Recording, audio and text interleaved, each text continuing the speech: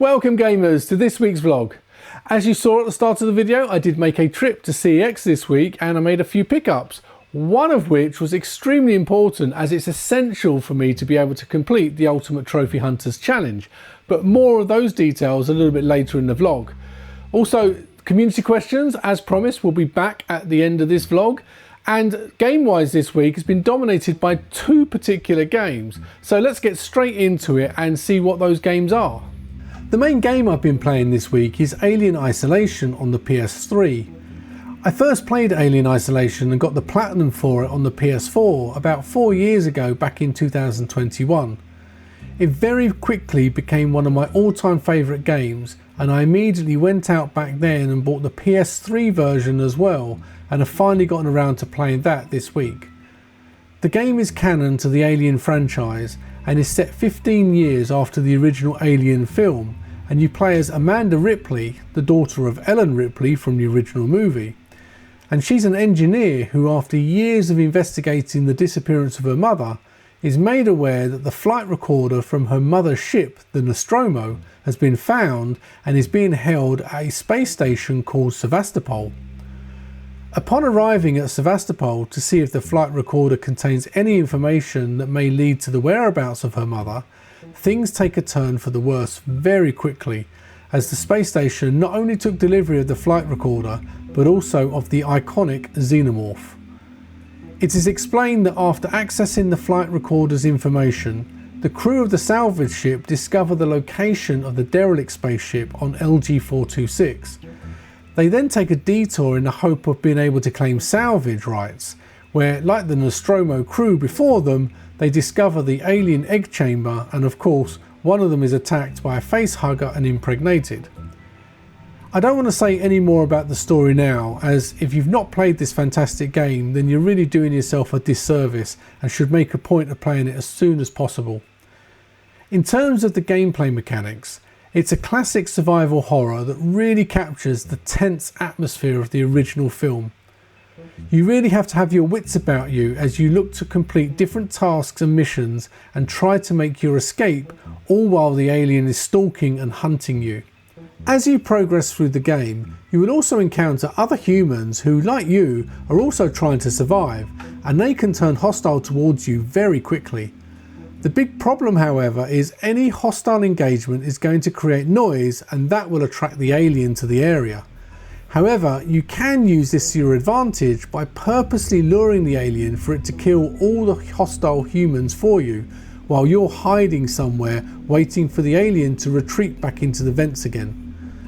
As you progress through the story, you will also come across Sevastopol's general android population of working Joes, who can also turn hostile and are a lot harder to take down, as the alien will ignore them, so engaging with them is not recommended and stealth is a much more advisable approach. Unlike in other Alien games, you're not actually able to kill the xenomorph in isolation, and so the best thing you can hope for is to scare it away for a short period of time. Being an engineer, you're able to fashion a number of different items to help you. Items like noisemakers and flashbangs can really save your life. However, the alien AI learns and becomes less afraid of your tactics, which becomes less effective over time, so you don't want to confront and scare it away too often in the early game, and you're much better off just hiding wherever you can until it moves to a different area, so that your scare away tactics have much more effect in the late game when you're really going to need it. The game is stuffed full of Easter eggs and references to the original film, with one of them actually being related to the collectibles, where you have to access Nostromo audio logs that feature sound bites from the original film cast. Overall, Alien Isolation is an absolutely phenomenal and extremely atmospheric game that keeps you on the edge of your seat the whole time. Going for the platinum requires you to do a deathless run, and also you have to play on hard difficulty, so combining the two in an attempt to reduce your playthroughs can be done, but ramps up the difficulty even more. I managed to do that back on the PS4, but this time around on the PS3 I ended up needing to play through a second time on Novice to secure the no death run. I don't yet have the platinum for the PS3 version, as I've purposely left one easy trophy to be killed by the alien 100 times so that I can make Alien Isolation my 350th platinum milestone at the end of this year. The second game I played this week, and my only actual platinum of the week, is for Heretic's Fork. This is a game that was recommended by community member Vidbacker, as I was looking for a game to complete the card and board game genre for my Ultimate Trophy Hunters challenge, and it's not a particularly long game, only about 6 hours to platinum, and so it really suited me to choose this one over much longer games in this genre like Balatro and Inscription, for example, which are both games I really want to play but without the pressure of a trophy challenge that may detract from my enjoyment of them. In Heretic's Fork, you're tasked with punishing sinners who are trying to escape hell via an open rift. To do this, you choose one of many different demons to manage, all of which have different special abilities, and you then start to build your defences of the rift. The game is basically a tower defence game. However, you choose your defences via randomly generated playing cards that offer a variety of different types of defences, like towers and garrisons, with other cards giving you the ability to upgrade your defences in various different ways. Plus you can also sacrifice cards by combining them to produce rarer cards. The gameplay mechanic took me about 10 minutes to get used to and work out how to play, and the trophy list is pretty simple, with all the trophies all pretty much coming naturally. The more I played the game and the more I got used to it, however, the more addicted it became, and I had great fun playing and trying out various different builds with each run. It was recently in the PSN sales for only £4 and was a real bargain, so I'm glad I picked it up, and that's another genre that has very limited options available, now ticked off the Ultimate Trophy Hunters challenge. So just a quick recap on PSN profiles of all the trophies I've earned this week. Starting off with all of the first playthrough of Alien Isolation, which I did on the hard difficulty and also managed to get through without killing any humans for that trophy. I did miss one ID tag, but I got the rest of the collectibles that I needed. And then essentially on my second playthrough, I went through and I managed to get the ID tags that I was still missing, and I got the complete the game without dying trophy, as well as killing 10 humans. Then I moved on to Heretic's Fork, where I played through that and managed to get the platinum. So that was my only platinum of the week. And then on the final trophy of the week was for the Escapists, The Walking Dead. I popped the very first tutorial trophy. That's the game I'm going to be playing next, and that was essentially just popped to keep my daily streak alive. So at the start of the vlog I mentioned that I went to CEX, and yes, I have a few pickups, so let's get into what I got. So starting off with the PS3, I picked up Dead Island Riptide. So I picked this up, it's £1.50, so you can't really go wrong for a PS3 game at £1.50. But I do own the original game, which is here, but I'd never actually picked up the follow-on game, Riptide, so I'm happy now to add that to my collection. So the other game I picked up was for the PS4. Now, I don't really collect physical for the PS4 as such. When the PS4 came out, I converted to digital only, and the almost entire library of games I own on PS4 are digital. And with PS5, I only got a digital PS5, so I don't have any sort of physical games on the PS5. They're all digital. However, for PS4, in more recent times, I have acquired a few games for different reasons. One of which is because I really liked specific sort of like sleeve covers. So for example, these only on PlayStation sleeve covers, I really love these. I think they really display well, and I'm looking to sort of put these up and display them properly somewhere in the games room soon. And I was happy to complete that subset because it was getting harder and harder to find them. But another reason that I would sort of pick up a physical PS4 game is either because it's a game I really want to play, but it's been delisted and you can't get the sort of digital version anymore, and I'd missed out on getting it. So an example of that would be Godzilla, where, you know, essentially I really want to play this game, but I couldn't buy it on the digital store anymore. So I was forced to making sure I pick it up on physical. Another reason is where it's a region stack. So as being a trophy hunter, if there's games I really like and I want to go for the complete game series, then sometimes that means you have to pick up sort of games from other regions. An example of that would be Alien Isolation, where obviously with today's video you can see that I really love Alien Isolation. So I got the Japanese version of it because there's a separate platinum for the Japanese version. So it means I can go for the complete Alien sort of, like, you know, game series, and that's just the completionist in me. I'd like to try and complete game series as well. And I have other sort of PS4 games up here. It's only really this shelf. They've got the Lego games because of the sleeve covers, and then I've got other games here again, like Deadpool, which has essentially been delisted. I have Hades because I bought the North American physical version so I could play it here, because I've got the EU one on digital, but I want to try and play all the different versions to get all the different platinum stacks. So that's the main reason. And today's pickup was in that similar way. It was a game that was delisted back in January 2023, and I've not seen it physically, you know, since then, and I've been wanting to buy it for quite a long time, but the PSN store, because it was delisted, I couldn't. It's an action adventure game and it's based on the TV series Peaky Blinders, and it's called Peaky Blinders Mastermind.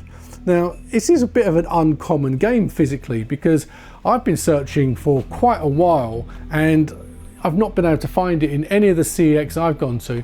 I didn't want to buy it online, and essentially I've just been sort of waiting until I see it in a CEX to pick up, and today happened to be that day. Just £6, so you can't really go wrong for a game that's no longer available in digital format, that essentially is you can only get it on physical now, and you can only play it physically if you don't already own the sort of like digital version. So really happy to pick that up because it looks a very interesting game. My final pickup, and this is what is essential for me to be able to complete the Ultimate Trophy Hunters Challenge. And if you've been following along with that challenge in previous vlogs and updates, you may have already guessed what it is. And that is the PSVR original. Now, I've got the PSVR 2, which is here, and I never got round to buying the original PSVR. And essentially with my challenge, I set up the sort of Grand Slam where you've got to get a platinum trophy in all the different types. That includes the Move controller, that includes on the Wonder Book, it includes the PSP, the PS1, the PS2, the PS3, PS4, PS5. So one of the things that I didn't actually have being the VR, the original VR, and I was very reluctant just for the challenge to go out and spend a fortune on it, because although I do own a fair few digital games that have just been given away over the years on PSN for free, I obviously would normally just go and play the PSVR 2 for all the newer games. But there was one game on the original PSVR that's not available on PSVR 2 that I was really interested in playing, and that was Astrobot Rescue Mission, which I own. And that was given away for free on PSN many years ago, and I never had a means to be able to play it. And I didn't want to pay a fortune. So today, when I was in CEX, £25. So to get the original one for £25, there's no camera or Move controllers, but that doesn't matter because I've got 2 PS4 cameras anyway, and I've got about 3 Move controllers, so I don't need those. I just needed the headset. So for £25, it allows me to now play Astrobot Rescue Mission, which essentially was a free game, and if I went out and bought that game, it'd probably cost me that much. So adding that to my collection means I can now complete all of the games I have planned in the Ultimate Trophy Hunters Challenge, as long as I have enough time. But nothing is stopping me now because I have all of the hardware available, assuming that this works. Obviously CEX got a 5-year warranty, so if it's not working, I can go and exchange it for one that does work. So it's a win-win really. So £25, can't go wrong. So that's it for my CEX pickups. Following on from the pickups that I've just shown you for this week, I have a couple of questions for you. First one is, Do you like seeing that pickup style content, and would you like to see more of that come to the channel in the future?